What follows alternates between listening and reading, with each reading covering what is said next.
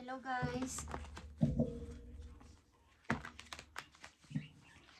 Leo, this is for you. Okay, Leo. Titignan natin ang inyong message today. Today is November 5, guys. Okay, November 5. Tingnan natin. Ang maaaring paparating sa inyo, guys, na message simula sa araw na to, November 5, 2025. Para to sa mga Leo, I need 5 messages dito na maaaring paparating sa inyong message sa mga Leo. Pag-ibig man to, career ninyo o sa mga taong involved sa buhay ninyo. Istitin na natin ang mga message dito na paparating sa inyo, guys. 5 message na mahalaga sa mga Leo. November 5. Dahil 5 is 5 din ang inyong message. Nakikita nyo ba tong 9 of coins? Okay. Maaring may magpaparamdam ng mga magagandang halimbawa, yung inyong money ay magiging madali lang. Okay? Kumbaga, magaan ang pagpasok ng pera. Yun ang ibig ko sabihin. At sunod dito ay page of coins. 9 of coins, page of coins is here. At 8 of coins. Okay, puro ito coins. Iyo. At nangangahulugan ito na maaaring may mga magagandang blessing. May masaganang paparating sa inyo, guys, na may kinalaman sa pera. Ibig sabihin, madali lang ang pagdating ng money sa inyo. Magaan ang pagpasok ng pera sa mga susunod na araw, guys. November 5, the tower is here. Mga kamangamanghang naganap o magaganap sa buhay ninyo. Maaring biglang may mga good news, may mga bad news din naman. Kaya lang, magagawa nyo to ng paraan, agad-agad, okay. Mga pasabog, okay. Mga pasabog, nakikita nyo ba to? Kahit nagigiba na yung tower na to, is nananatili ang isang person dito, ang image dito sa loob na nanatiling matatag. Hindi ako patitinag, ano man ang mangyari. Okay, ano man ang mangyari, hindi ako patitinag, ano man to. Four of Wands is here, guys. Okay? Mga celebration is paparating, mga celebration is mangyayari sa inyo. Leo, something na may magtatagpong dalawang person dito na matagal nang hindi nagkikita. Magsasama ulit. Okay. Ano yung may mga paparating na good news sa inyo, guys? Na may kinalaman nito sa meron din ditong kumbaga green light na. Ito na yung tamang time to decide. Gumawa ng aksyon, gumawa ng kalinawan sa aking mga matagal nang iniisip. Ito na yung tamang panahon na mag-desisyon na ako. Okay? Kung left or right. Kung kayo ay pamimilian ng kanan o sa kaliwa, saan ba ako tutungo? Kumbaga, marami mang nangyari sa inyo o marami mang nangyayari na mga difficult situation sa kasalukuyan ninyo is, andito din yung may mga pagsasaya din naman. Okay? At andun yung dumarating o nadating yung tipong may pamimilian, may option. Okay? Nakikita nyo ba ang lovers? Guys, kayo ay in love. In love ba po kayo, ang mga Leo? At ito ay twin flame, okay? Ito ay number 6. Masaya kayo sa relasyon na to, Leo. Loving-loving.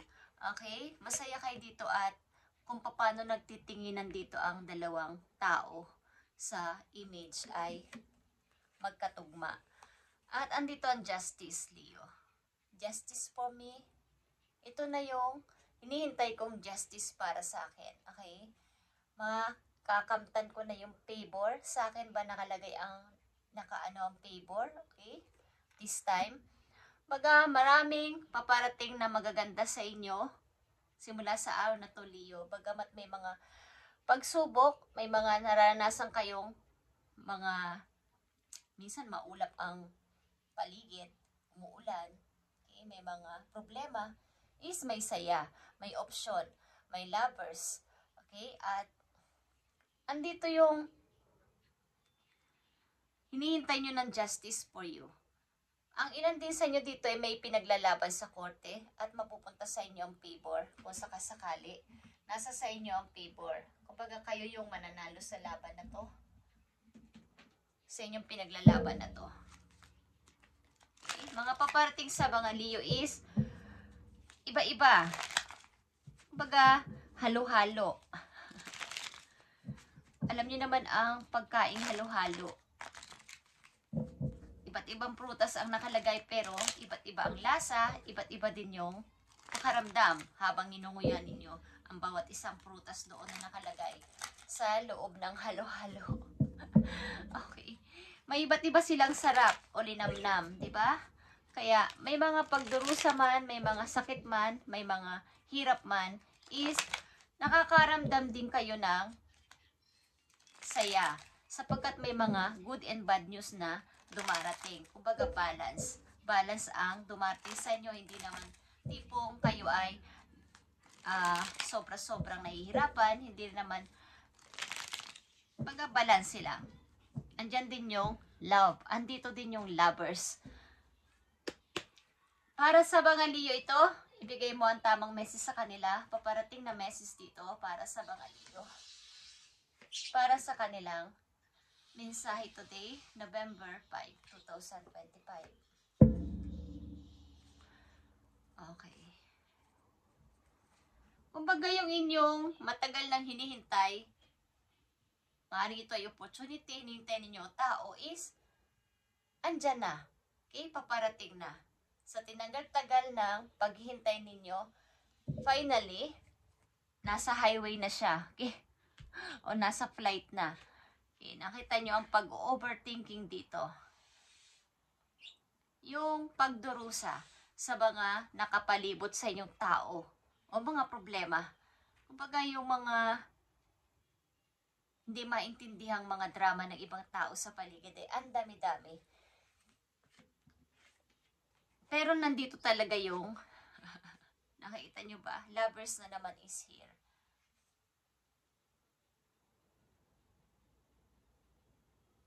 May dalawa ditong tao nagmamahalan talaga at wala makakapigil.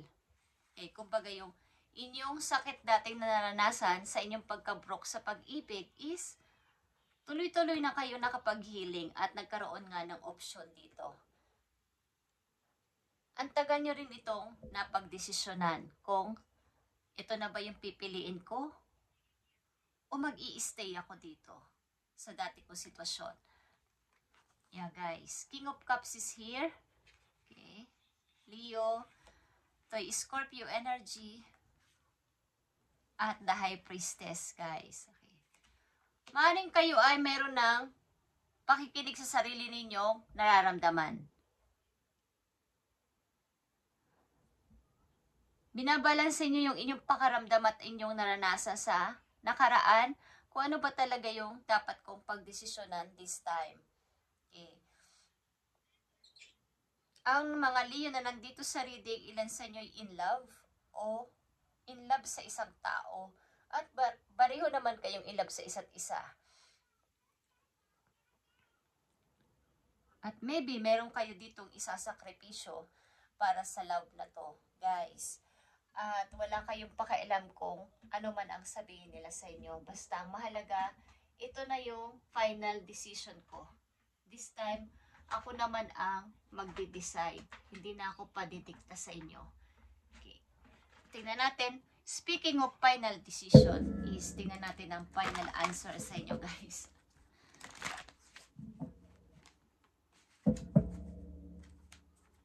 Mukhang kayo ay, ilang Leo dito ay ikakasal sa taong malayo sa inyo at isasama kayo sa lugar na kanyang kinagisnan. Kaya andito ang Chariot. Ito ay relocation, guys. Relocation ito. At ito ay inyong matagal na pinag-isipan. Meron ding pagsasacrifice.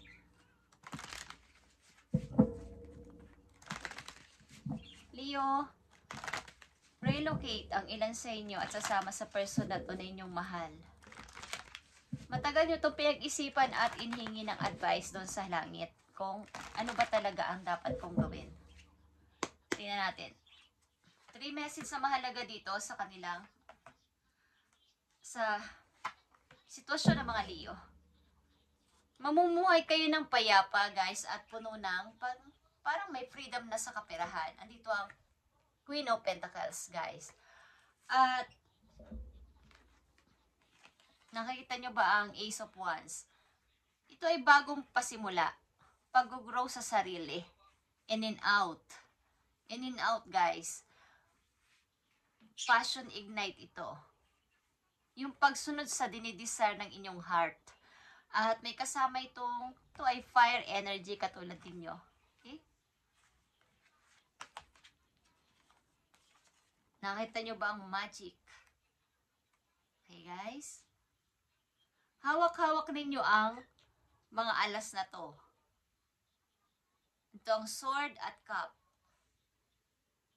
Ito ay inyong feelings, emotion, and yung inyong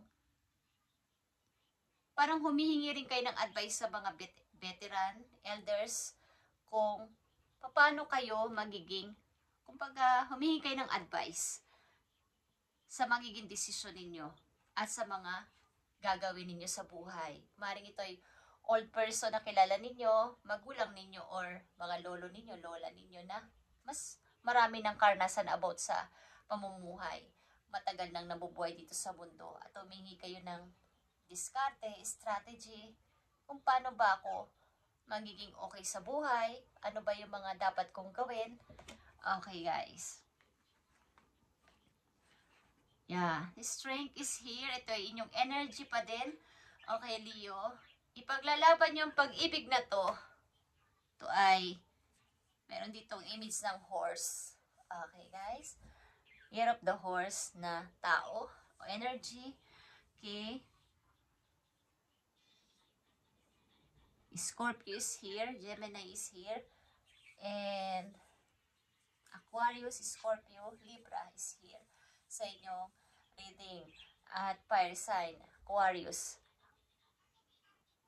Taurus is here. Okay, Leo, ito ay inyong ipaglalaban, ano man na mangyari, is ito ay inyong pinagdasal ninyo na kung ano ba magiging decision ko dito. Matagal na akong nagtiis o matagal na akong may pinagdusahan sa sitwasyon ko. Bagay, ito na yung tamang time na makapag-decide naman ako sa sarili kong kaisipan o desisyon na walang ihingi ng advice sa ibang tao o sa mga kakilala ko. Ito ay pag-ibig sa malayong lugar.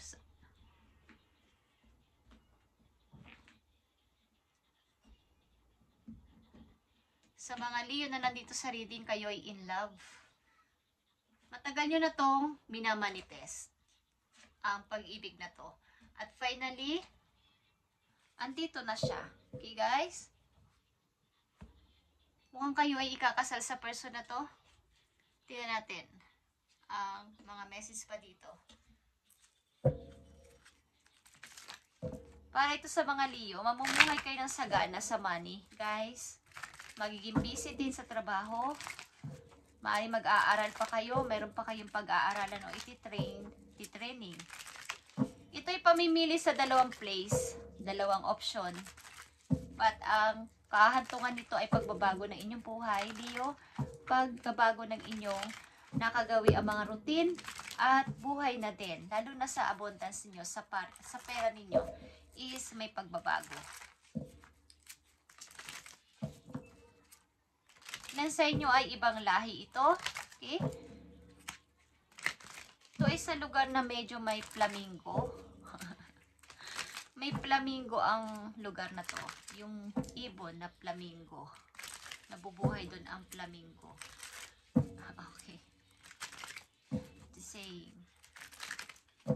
Nag-aapoy na damdamin ito, guys.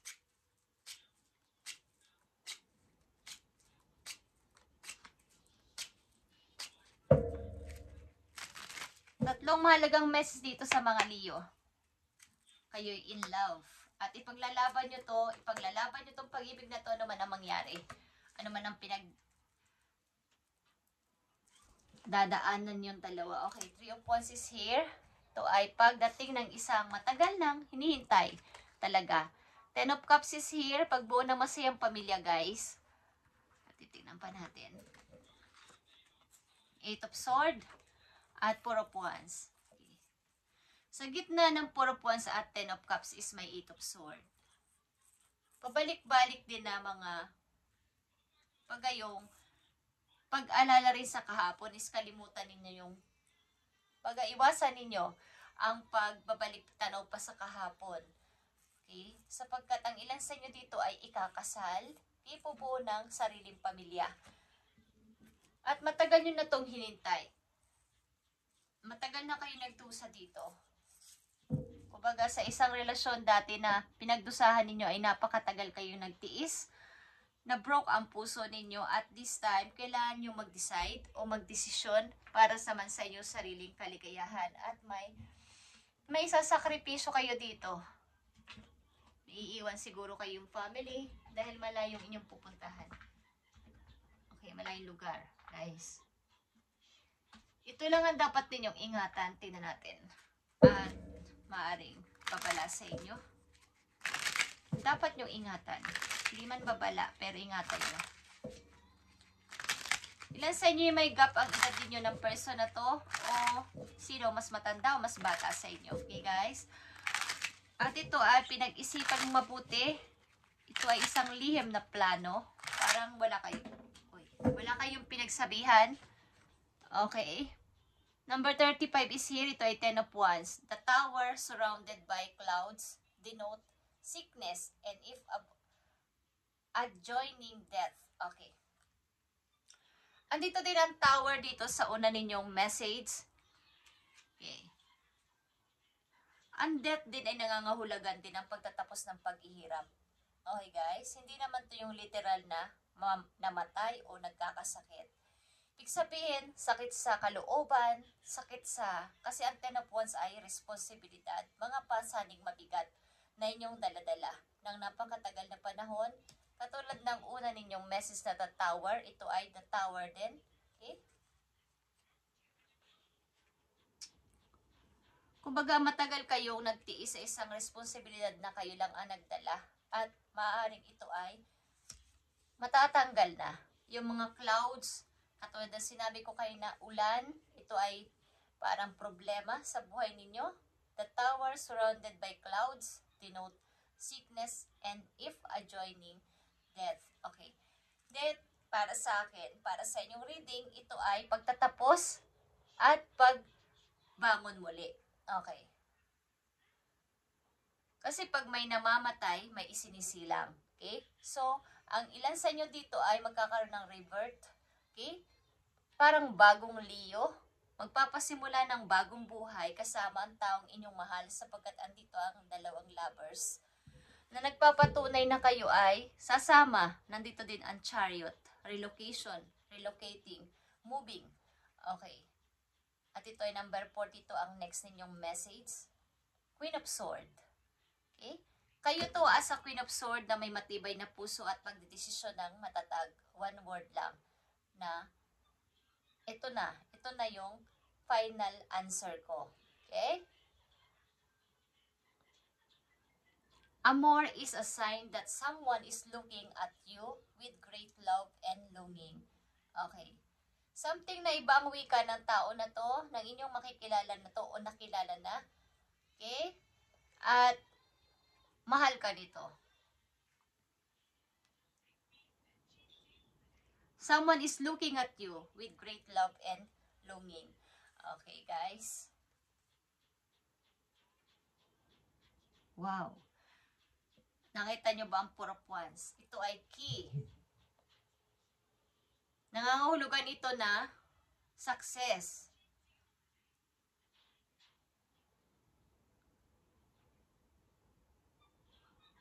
Success sa inyong buhay. Okay, ang ibig sabihin nito. So, kayo ay umiibig sa taong malayo sa inyo at may pagpapasya na ditong magaganap. Sa tinagal-tagal lang yung paghintay, darating ng person na to, kumbaga ang barko ay paparating na. Dadaong na siya. Maaaring ito ay malayo ang pinanggalingan ng person na to. Okay? Paglalakbay niya papunta sa'yo. Thank you, Leo, and God bless sa inyong pagre-relocate at pagsama sa person na to at talaga nagmamahalan kayo. Maaaring matagal nyo itong pinaglalaban o pinagdaanan nyo ang mahirap na sitwasyon ninyong dalawa at kayo ay magiging finally kakasal na kayo, okay? Thank you, Leo, and God bless sa inyong lahat, guys.